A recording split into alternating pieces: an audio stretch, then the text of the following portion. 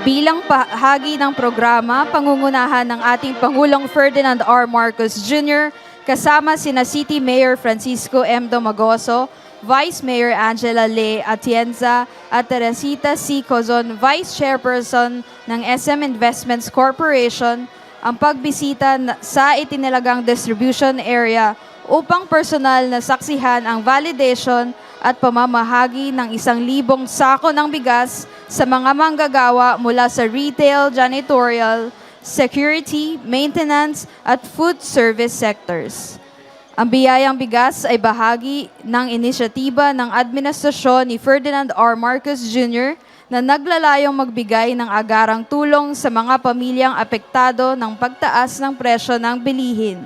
Inaasahang makikinabang dito ang humigit kumulang 80,000 pamilyang Manilenyo kasabay ng pagsuporta sa lokal na mga magsasaka.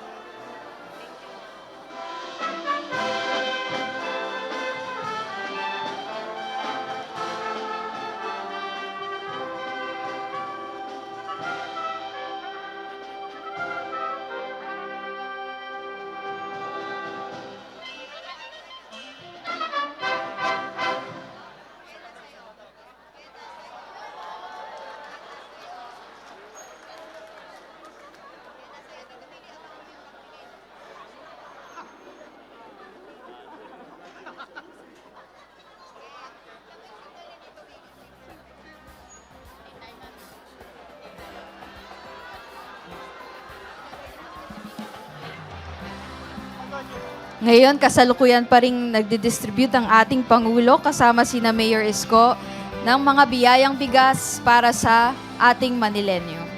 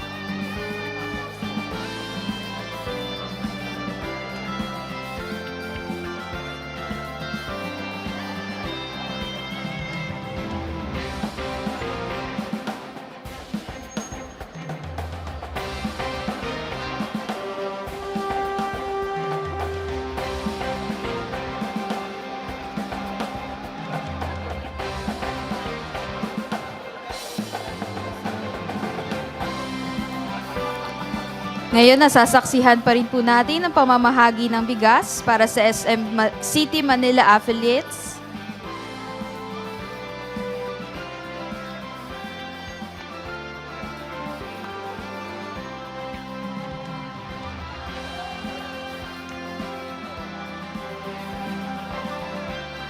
Muli mga kababayan, ang Pangulo ng Republika ng Pilipinas, His Excellency Ferdinand R. Marcos Jr.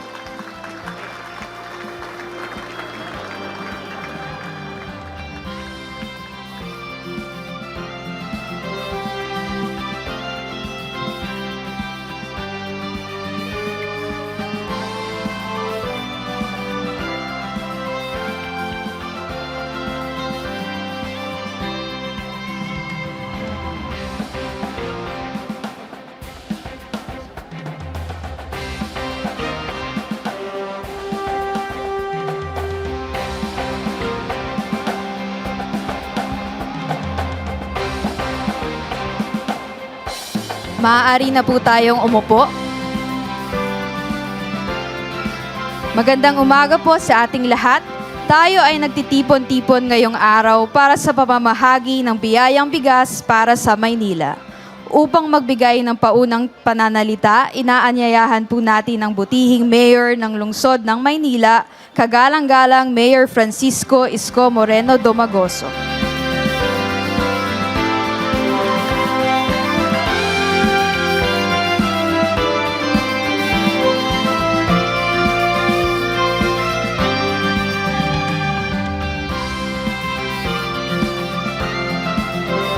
Salamat. Magandang umaga sa inyong lahat. Hi. Hello. Good morning. The sun shine again in Manila for our workforce in the city of Manila. Masaya ako para sa inyo mga manggagawa na tagalungsod kung saan ang ating Pangulo ay naglagak 2 months ago sa City Government of Manila ng 286 million pesos. At ayon na rin sa direktiba ng Pangulo na tulungan naman yung kayong mga nagbabayad ng buwis. Kaya ito po personal choice niya. Kaya natutuwa naman kami, hindi lang ho ito mangyayari sa Maynila. Mangyayari po ito sa buong bansa dahil sa Local Government Support Fund na binibigay ng Office of the President. Kaya, Mr. President, bago ko po kayo pakilala, buong kababaang loob, taos puso po kaming nagpapasalamat on behalf of the people of Manila. Thank you very much in these struggling, challenging times that you're helping the people of Manila. Maraming salamat po.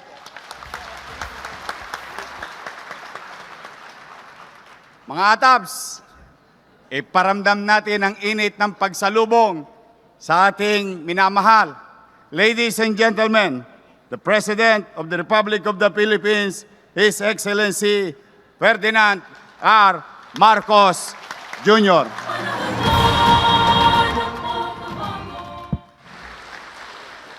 Maraming salamat sa ating butihing Mayor, Mayor Isko, sa iyong pagpakilala at saka sa lahat ng kanyang magandang salita sa ngayong umaga na ito. At magandang umaga po sa ating mga kababayan.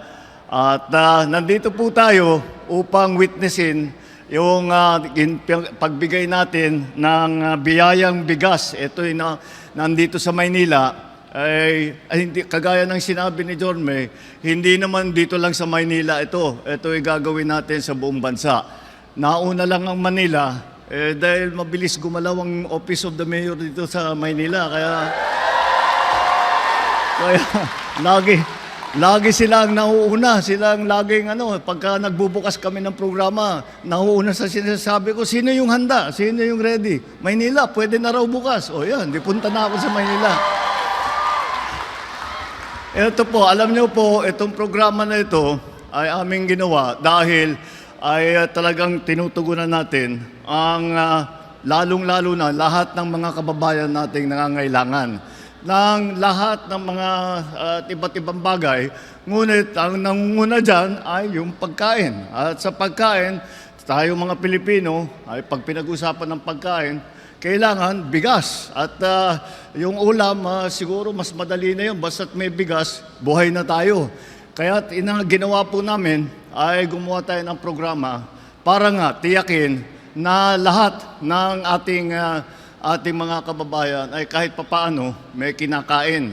Alam niyo po, nung una akong umupo, may nagtanong sa akin na reporter, tinanong sa akin, ano talaga ang pangarap mo dito sa administrasyon mo?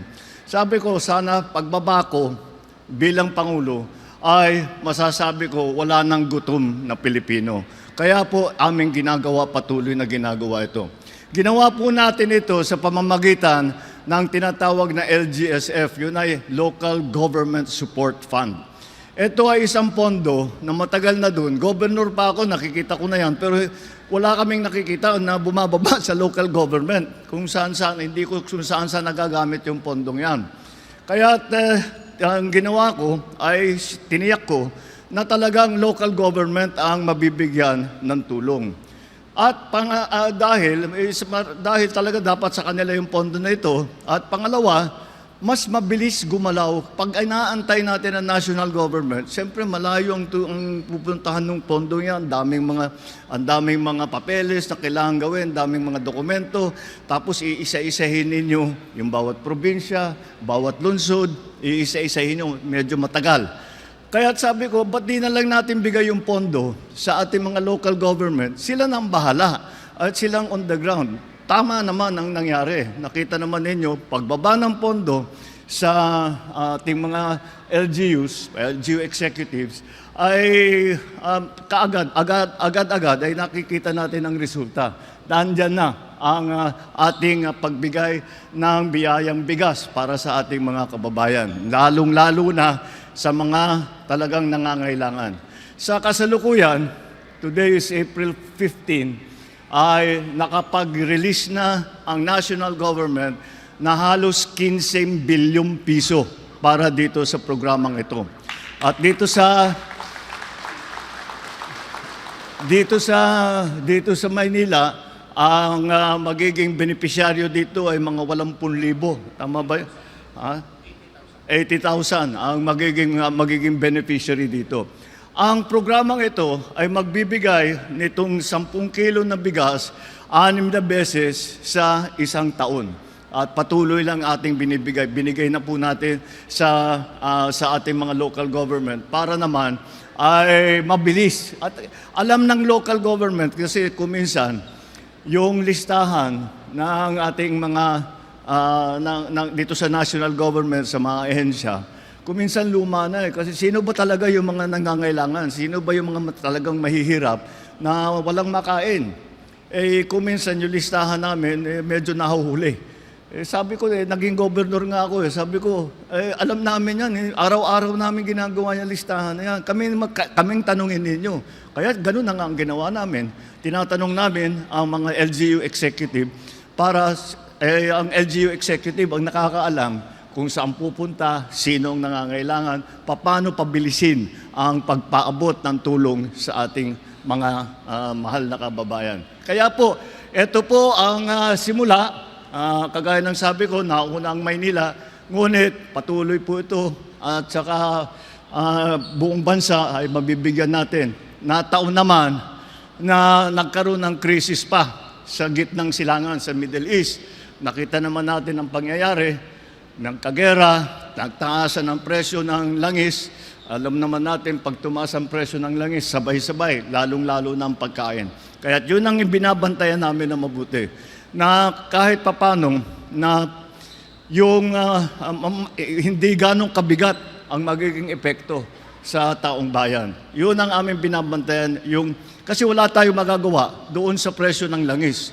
Ngunit sa presyo ng pagkain, yun, meron tayo magagawa. At nataon nga itong programang ito. At Sana po ipapagpatuloy nga natin ito. Sana po ito'y makatulong sa ating mga kababayan. Sana po ay kahit papaano matupad ang aking pangarap na pagbabako bilang Pangulo, wala na pong gutom na Pilipino. Maraming salamat po. Magandang umaga po sa inyo lahat. Maraming salamat po muli, mahal na Pangulo. Muli, mga kababayan, ang Pangulo ng Republika ng Pilipinas, His Excellency Ferdinand R. Marcos Jr.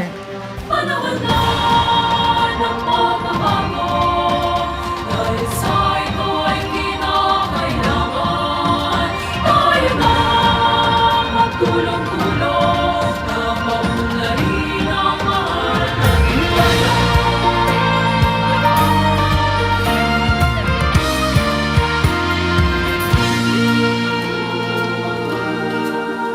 Panahon na ng pagbabago, dahil sa ito ay kinakailangan. Tayo na magtulong-tulong na paunlarin ang mahal nating bayan.